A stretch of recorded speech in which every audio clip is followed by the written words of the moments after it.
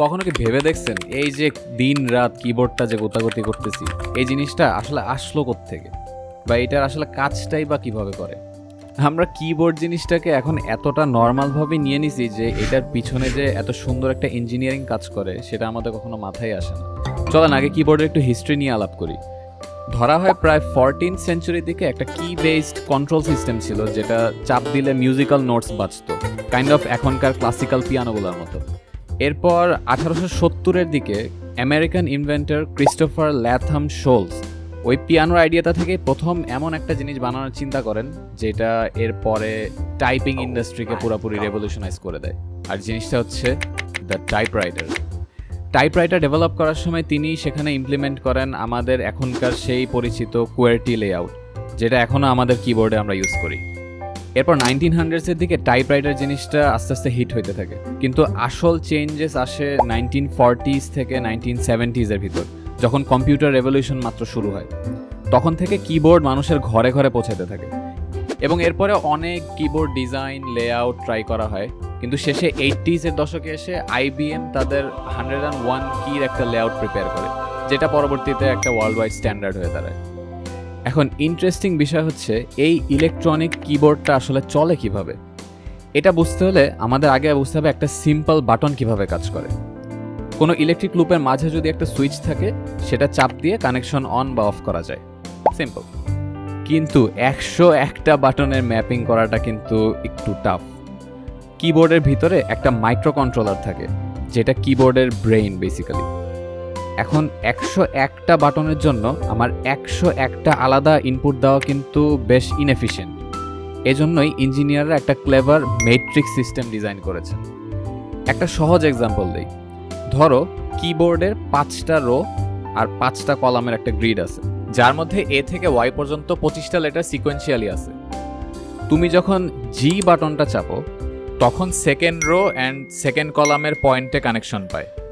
তো micro controller তখন বুঝতে পারে যে সেকেন্ড রো অ্যান্ড সেকেন্ড কলামের যে ইন্টারসেকশনটা, মানে জি বাটনটা যেটা, সেটা হচ্ছে প্রেস করা হয়েছে, যা মাইক্রো কন্ট্রোলারের মেমোরিতে আগে থেকেই সেভ করা থাকে।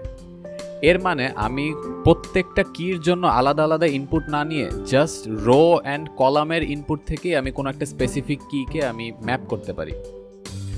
তো এইভাবে 26টা আলাদা আলাদা ইনপুটকে মাত্র 10টা ইনপুটে কমিয়ে আনা হয়। 8টা রো আর 16টা কলাম, মানে 24টা ইনপুট দিয়ে 101টা কি ম্যাপ করা হয় একটা 101 কি লেআউটের মধ্যে। মানুষের মাথা আসলে স্মার্ট, তাই না? কিবোর্ড এখন আমাদের দৈনন্দিন জীবনেরই একটা পার্ট হয়ে গেছে। কিন্তু এই কিবোর্ডেরও কিন্তু ডিফারেন্ট টাইপস আছে। সবার আগে মেনশন করতে হবে আমাদের সেই জাতীয় এফোরটেকের মেমব্রেন কিবোর্ড। এর ভিতরে সব সুইচের উপর একটা ফ্লেক্সিবল রাবার বা সিলিকনের একটা শীট থাকে, যা চাপ দিলে কোনো একটা সুইচ ট্রিগার হয়। এগুলো চিপ, কিন্তু প্রবলেম হচ্ছে এটার সুইচ নষ্ট হলে পুরা কিবোর্ডটাই আসলে ফেলে দিতে হয়। Bye bye. Specially modern keyboard নিয়ে যারা মাথা ঘামায়, তারা এখন আর মেমব্রেন কিবোর্ডকে পাত্তা দেয় না। Rest in peace membrane keyboard, you will be remembered. এরপর আসতে থাকে মেকানিক্যাল কিবোর্ড, স্পেশালি হট সোয়াপেবলগুলো। মোটামুটি 2020 সালের আশেপাশে এটা আমাদের দেশে খুবই পপুলার হওয়া শুরু করে। আর এর সবচেয়ে বড় কারণ এর টাইপিং সাউন্ড।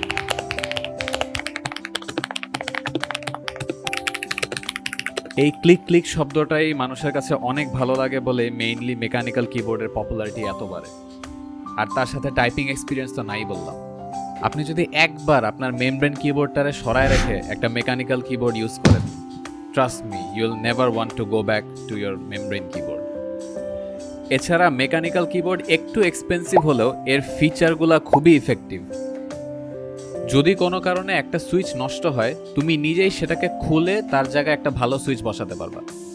এর নামই হট সোয়াপ। অলদো সব মেকানিক্যাল কিবোর্ডই হট সোয়াপেবল হয় না, কেনার সময় সেটা হট সোয়াপেবল কিনা তা চেক করে নিতে হয়। কিবোর্ড এনথুজিয়াস্টরা কাস্টম সুইচেস অ্যান্ড কি ক্যাপস দিয়ে তাদের নিজেদের মতো কিবোর্ড ডেভেলপ করে নেয়। সত্যি বলতে এটা ইটসেলফ একটা র্যাবিট হোল। বড় কিবোর্ড ভালো লাগে না? 60%, 75%, 80% যে কোনো সাইজের কিবোর্ড পাওয়া যায়।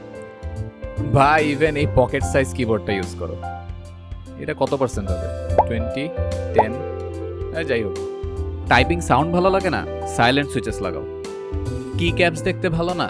বাজারে অনেক রকমের কি ক্যাপস অ্যাভেলেবল, যেটা ইচ্ছা ইউজ করো। এখানে সুইচেস, কি ক্যাপস, কিবোর্ডের কেবল চেঞ্জ করা হলো কিবোর্ডের মড করা, যা অনেকেই করে থাকে। এছাড়া আরও কিছু আলাদাভাবে মানুষ কিবোর্ড মড করে, যার কারণে কিবোর্ডের টাইপিং সাউন্ড অ্যান্ড এক্সপিরিয়েন্স দুইটাই ইমপ্রুভ হয়। আরেকটা একেবারে নতুন টাইপের কিবোর্ড হলো হল ইফেক্ট কিবোর্ড। এখানে মূলত মেকানিক্যাল সুইচেসের জায়গায় ম্যাগনেটিক সুইচেস ইউজ করে। এই কিবোর্ডটা একটু কন্ট্রোভার্সাল। অনেক স্পোর্টস বা অনলাইন গেমে এই কিবোর্ডটা ইউজ করা কাইন্ড অফ চিট করার মতো ধরা হয়। এজন্য এই কিবোর্ড অনেক জায়গায় ব্যান করে দেওয়া হচ্ছে। এটা নিয়ে না হয় আরেকদিন কথা বলবো। The world of keyboard is truly amazing. সবার কিবোর্ড যেন প্রত্যেকের একটা আলাদা স্টোরি বলে।